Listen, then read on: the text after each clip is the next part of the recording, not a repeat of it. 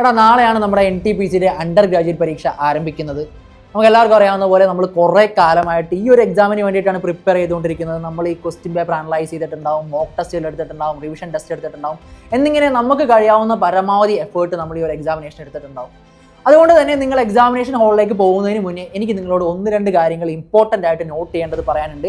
ഈ ഒരു രീതിക്ക് പ്രവർത്തിച്ച് കഴിഞ്ഞാൽ നമുക്ക് മാക്സിമം നെഗറ്റീവ് അടിക്കാതെ സ്കോർ ഇംപ്രൂവ് ചെയ്യാനായിട്ട് സാധിക്കും. ഒന്നാമത്തെ കാര്യം എന്ന് പറഞ്ഞു കഴിഞ്ഞാൽ, നിങ്ങൾ എന്തുമാത്രം പഠിച്ചിട്ടുണ്ടെന്നോ അല്ലെങ്കിൽ ഇനി ഒരുപാട് കാര്യങ്ങൾ പഠിക്കാനുണ്ടെന്നോ ഇനി കുറേ കാര്യങ്ങൾ റിവൈസ് ചെയ്തില്ലെന്നോ എന്നോർത്ത് ലാസ്റ്റ് മിനിറ്റ് ആരും ടെൻഷൻ അടിക്കേണ്ട ആവശ്യമില്ല.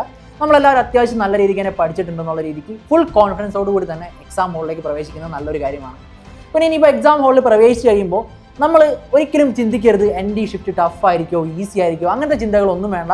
നമ്മൾ ജസ്റ്റ് ഒറ്റ കാര്യം ആലോചിച്ചാൽ മതി. നമ്മുടെ മുന്നിൽ ഒരു ക്വസ്റ്റ്യൻ കിട്ടിക്കഴിയുമ്പോൾ അത് ഏത് വിധേനയും നമ്മൾ ആൻസറിലേക്ക് എത്തും. ഉദാഹരണത്തിന് നമ്മൾ പഠിച്ച കാര്യങ്ങൾ ഓർത്തെടുത്തുകൊണ്ടായിക്കോട്ടെ, ഓപ്ഷൻ മെഷർ ടെക്നിക്കിലൂടെ ആയിക്കോട്ടെ, അതല്ല എന്നുണ്ടെങ്കിൽ നമ്മൾക്ക് പുറത്തു നിന്ന് കിട്ടിയിട്ടുള്ള ഏതെങ്കിലും അറിവിലൂടെ ആയിക്കോട്ടെ, നമ്മളൊരു ക്വസ്റ്റ്യൻ മാക്സിമം അതിൻ്റെ ആൻസറിലേക്ക് എത്തിക്കാൻ ശ്രമിക്കും.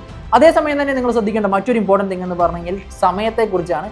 ഒരു ക്വസ്റ്റ്യന് ഇത്ര സമയത്തിന് മുകളിൽ നിങ്ങൾ ചിലവഴിക്കാനായിട്ട് പാടില്ല. എൻ്റെ മാക്സിമം എഫേർട്ട് ഞാൻ ആ ക്വസ്റ്റ്യന് കൊടുക്കുക. എനിക്ക് കിട്ടുന്നില്ല എന്ന് തോന്നിക്കഴിഞ്ഞാൽ സ്കിപ്പ് ചെയ്യുക, നേരെ അടുത്ത ക്വസ്റ്റ്യനിലേക്ക് പോവുക. അപ്പോൾ കറക്റ്റായിട്ട് ടൈം മാനേജ്മെൻറ്റ് പ്രോപ്പറായിട്ട് കിട്ടാൻ പറ്റും.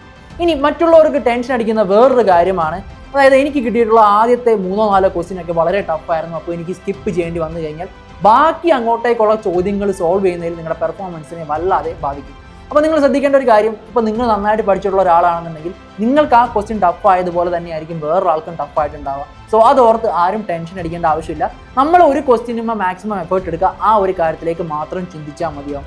പിന്നെ എക്സാം ഹോളിലേക്ക് പ്രവേശിക്കുമ്പോൾ എല്ലാവരും നല്ല പോസിറ്റീവ് മൈൻഡ് സെറ്റോട് കൂടി ഇരിക്കുക, ഒരു ചിരിച്ച മുഖത്തോടു കൂടി തന്നെ ഇരിക്കുക. വെറുതെ അനാവശ്യമായിട്ടുള്ള ചിന്തകളിലേക്ക് ഒന്നും പോകണ്ട. ജസ്റ്റ് ഈ ഒരു എക്സാമിനേഷന് മാക്സിമം ഒരു 85+ ക്വസ്റ്റ്യൻസ് അറ്റംപ്റ്റ് ചെയ്തിട്ട് ഇറങ്ങിപ്പോരാ.